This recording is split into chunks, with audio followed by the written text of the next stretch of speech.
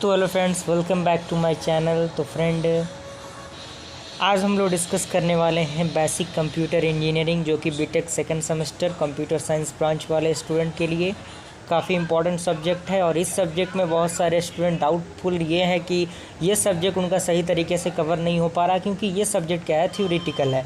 तो इसमें समझ में नहीं आ रहा है स्टूडेंट्स को कि हम क्या चीज़ें याद करें, कौन सी चीज़ें याद करें जिससे एग्ज़ाम में अच्छा से अच्छा स्कोर किया जा सके। तो मैं आज उन्हीं कुछ इंपॉर्टेंट क्वेश्चंस को डिस्कस करने वाला हूँ, जो कि आपके एग्ज़ाम पॉइंट ऑफ व्यू से कहीं ना कहीं इम्पॉर्टेंट है। और अगर आप कुछ भी कंप्यूटर में नहीं पढ़ के जाते हैं तो इतना तो आपको पढ़ के जाना ही जाना होगा, क्योंकि अगर एग्ज़ाम आप क्वालिफाई करना चाहते हो, तो इस एग्ज़ाम में आप पास होना चाहते हो, तो इस सब्जेक्ट में पास होना चाहते हो, तो वीडियो में अंत तक बने रहिए, तभी आपको सारी क्वेश्चन समझ में आएंगी, सारी क्वेश्चन आपको दिख पाएगा। और आप इसका प्रॉपर नोट्स बनाते चलिएगा और इसका स्क्रीनशॉट लेते जाइएगा। और चैनल पे अगर पहली बार आए, चैनल को सब्सक्राइब ज़रूर कीजिए, बेल आइकन को प्रेस कीजिए, ताकि इसका हमारे चैनल का नोटिफिकेशन सबसे पहले आप तक पहुँचे। स्टार्ट करते हैं हम लोग। सबसे पहला आपका है difference between application software and system software, जिसमें आपको डिफरेंस बताना है। तो आप इसका डिफरेंस देख सकते हैं। टोटल इसमें 5 डिफरेंस दिए हुए हैं, तो इस डिफरेंस को आप लिख दीजिएगा। उसके बाद आपका है कंपाइलर एंड इंटरप्रिटेटर में डिफरेंस। तो ये भी काफ़ी इंपॉर्टेंट क्वेश्चन है। 2 क्वेश्चन आप क्या यहाँ पे कंप्लीट होता है। फिर आपका एक क्वेश्चन पूछता है राइट अ शॉर्ट नोट। इस टाइप के रिगार्डिंग एक क्वेश्चन पूछता है, जिसमें कुछ टॉपिक दिए रहते हैं जिसके बारे में आपको लिखना होता है। तो उसमें ई बिजनेस है, बायो इन्फॉर्मेटिक्स है, हेल्थ केयर है, रिमोट सेंसिंग है, कंप्यूटर गेमिंग है, मल्टीमीडिया एनिमेशन है। तो ई बिजनेस क्या होता है, इसके बारे में डिस्क्राइब किया गया है, जिसमें बिजनेस टू बिजनेस एग्जाम्पल है इसका, business to consumer, consumer to business और कंज्यूमर टू कंज्यूमर। अगर हम बायो इन्फॉर्मेटिक्स की बात करें तो बायो इन्फॉर्मेटिक्स के बारे में भी ये डिस्क्राइब किया गया है। उसके बाद आपका हेल्थ केयर आता है, हेल्थ केयर के बारे में भी डिस्क्राइब किया गया है। ओके, रिमोट सेंसिंग के बारे में भी डिस्क्राइब किया गया है कि आखिर रिमोट सेंसिंग का यूज़ कहाँ कहाँ होता है, किस तरह से हम जियोग्राफिकल मेथड से इसका यूज़ करते हैं, डिफरेंट मैप में इसका यूज़ करते हैं। कंप्यूटर गेमिंग के बारे में तो आप लोग पहले से ही रूबरू होंगे कि क्या होता है कंप्यूटर गेमिंग, गेमिंग क्या होता है। बेसिकली गेमिंग की बात अगर हम करें तो आपके माइंड में सबसे पहले गेमिंग आ रहा होगा, पबजी या फिर फ्री फायर। ये जेन्युइन सी बातें हैं, तो आप इसको आसानी से लिख सकते हैं। उसके बाद आपका मल्टीमीडिया एनिमेशन है, इसके बारे में भी थोड़ा सा डिस्क्राइब किया गया है। उसके बाद अगला क्वेश्चन की अगर हम बात करें, उसमें है कि define operating system and explain the different function of operating system. Operating system को डिफाइन करना है और उसके फंक्शन को डिस्क्राइब करना है। तो ये ऑपरेटिंग सिस्टम का डिफ्रेंशिएशन, ये आपका थोड़ा सा सिंप्लीफिकेशन है कि आखिर ऑपरेटिंग सिस्टम है क्या।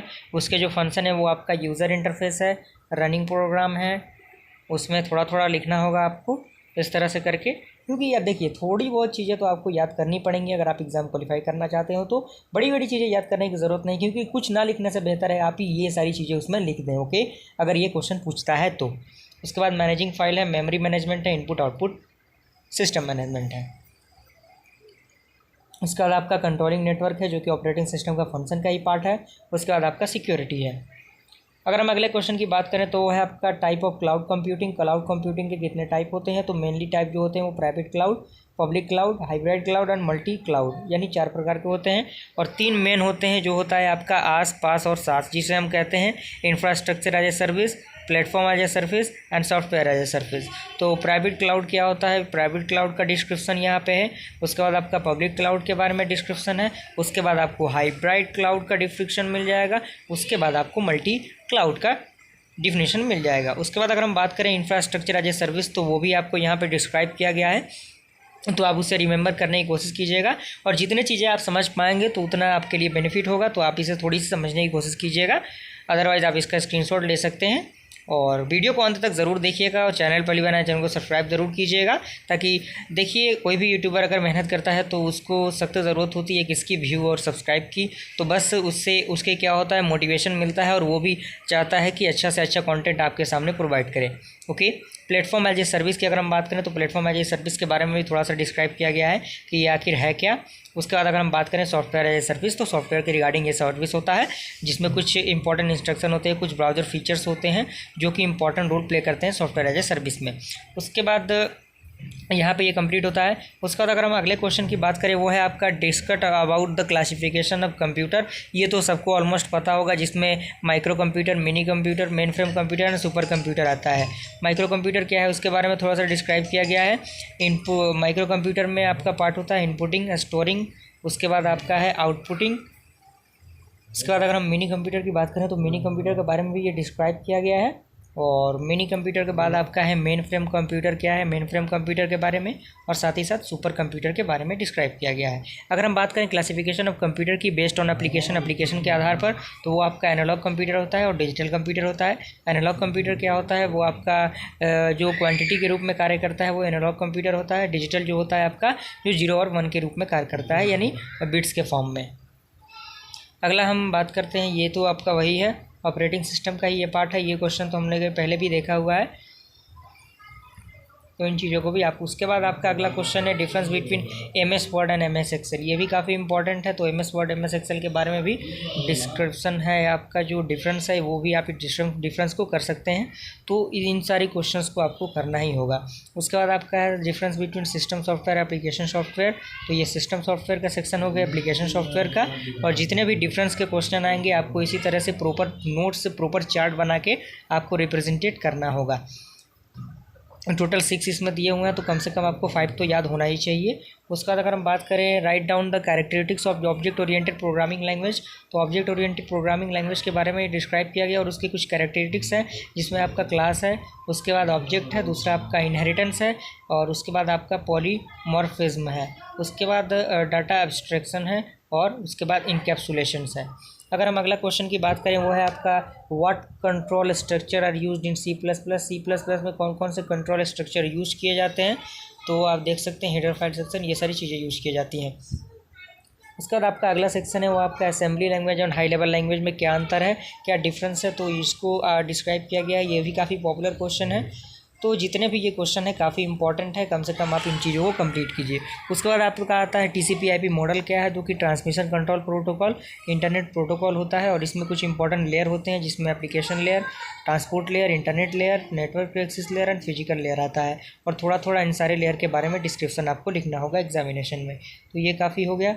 उसके बाद ई कॉमर्स भी काफ़ी पॉपुलर है, तो बेसिकली ई कॉमर्स आपके बिजनेस से रिगार्डिंग होता है, जो ऑनलाइन शॉपिंग वगैरह होता है, फ्लिपकार्ट, अमेजोन, ये सारी चीज़ें से, तो वो आपका ई कॉमर्स के अंदर आता है, तो ये सारी चीज़ें ई कॉमर्स के अंदर हो जाएंगी। एडवांटेज आप देख सकते हैं ई कॉमर्स के क्या एडवांटेज हैं, और एडवांटेज के बाद आप डिसएडवांटेज भी आप देख सकते हैं क्या डिसएडवांटेज है। उसके बाद अगर हम अगले क्वेश्चन की बात करें, वो है आपका what is instruction set. Instruction set क्या है एंड वेरिएट टास्क, तो उसमें क्या क्या यूज होते हैं। तो इंस्ट्रक्शन सेट का ये थोड़ा सा इंस्ट्रक्शन आपको दिया हुआ है। उसके बाद स्टेप इसमें है फेच, डिकोड, एग्जीक्यूट, स्टोर। उसके बाद अगर हम ऑर्गेनाइजेशन ऑफ कंप्यूटर की बात करें, उसमें आप देख सकते हैं ऑर्गेनाइजेशन ऑफ कंप्यूटर अगर ये क्वेश्चन पूछता है तो सबसे पहले प्रॉपर आपको चार्ट बनाना होगा। चार्ट अगर बनाएंगे तो आधी से ज़्यादा चीज़ें आपके दिमाग में ऑलरेडी फिट हो जाएंगी, बस उनके बारे में थोड़ा बहुत आपको डिस्क्राइब कर देना है। इनपुट यूनिट क्या होता है, आउटपुट यूनिट क्या होता है, स्टोरेज यूनिट क्या होता है, अर्थमेटिक लॉजिक यूनिट क्या होता है, और साथ ही साथ कंट्रोल यूनिट क्या होता है। अगर हम अगले क्वेश्चन की बात करें, वो है आपका discuss the usages of computer in the field of bioinformatics and computer gaming. Bioinformatics क्या है, तो बायो इन्फॉर्मेटिक्स के बारे में ये डिस्क्राइब किया गया है, आप इसको देखिए और स्क्रीनशॉट इसका ले लीजिए। उसके बाद आपका कंप्यूटर गेमिंग के बारे में, मल्टीमीडिया के बारे में। उसके बाद आपका अगला डिफरेंशिएट बिटवीन कह रहा है procedure oriented and object oriented program में क्या अंतर है, तो ये डिफरेंस आप देख सकते हैं, ये भी काफ़ी इंपॉर्टेंट है। तो आई होप इनमें से एक दो तो चीज़ आपको कंफर्मली मिल ही जाएंगी एग्ज़ाम में। एल्गोरिथम और फ्लो चार्ट के भी डिफरेंस है ये, तो ये भी काफ़ी इंपॉर्टेंट है, इसको भी आपको मिस नहीं करना है। और उसके बाद आपका इनहेरिटेंस है, शॉर्ट नोट में आपको आता है इनहेरिटेंस क्या होता है, इसको डिस्क्राइब करना। तो ये इनहेरिटेंस है जो कि आपका क्या करता है, एक ऑब्जेक्ट को क्या करता है, एक क्लास से दूसरे क्लास में ट्रांसफ़र करता है। ओके, तो ये उसका बेसिक सा थोड़ा फिगर आपको दिख रहा होगा। और उसके बाद अगर हम बात करें वर्चुअल फंक्शन, इसी के अंदर आता है वर्चुअल फंक्शन क्या होता है, वर्चुअल फंक्शन के टॉपिक। उसके बाद अगला क्वेश्चन है what do you mean by the data structure. Data structure क्या है और इसके एग्जांपल, तो ये डाटा स्ट्रक्चर का एग्जांपल हो गया। इसके बाद अगला क्वेश्चन आपका explain the function of the each layer of OSI model का फंक्शन क्या है। तो ओएसआई मॉडल के डिफरेंट टाइप ऑफ फंक्शन होते हैं, जिसमें 7 लेयर होता है, जिसमें आपका physical layer, presentation layer, application layer, session layer, transport layer, network layer, data link layer आता है।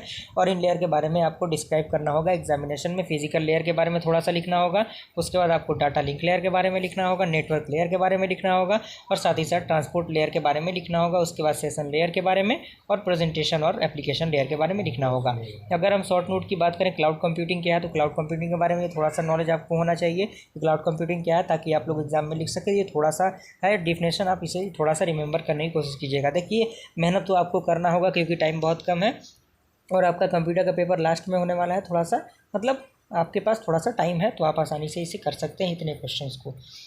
डाटाबेस एडमिनिस्ट्रेटर है आपका, जो कि डीबीए के नाम से जाना जाता है, तो इसमें भी है। साइबर स्टॉकिंग क्या होता है, बेसिकली जो ऑनलाइन फ्रॉडिंग होता है, जो चीटिंग होता है, जो ऑनलाइन पीछा करते हैं किसी भी चीज़ का, तो वो आपका साइबर स्टॉकिंग के अंदर आता है।